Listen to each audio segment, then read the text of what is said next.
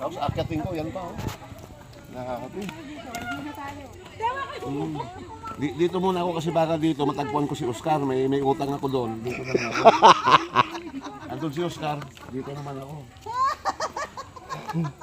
Ang tarik. Iba pala dito sa ano, sa Philippines no? Philippines pala to. Akala ko Malaysia.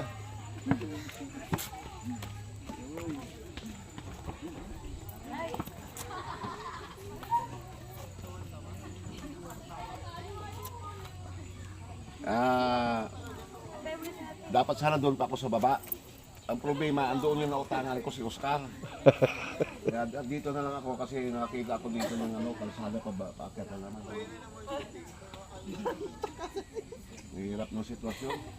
Ano, pag may utang ka kasi, umiiwas ka sa mga utang mo kasi sa social media, kunyari mayaman ka, pero ang dami mong utang, kaya dito lang tayo banda.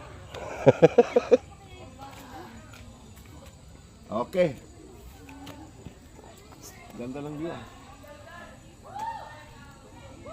Yun naman, no? Kala mo correct tayo dito, no?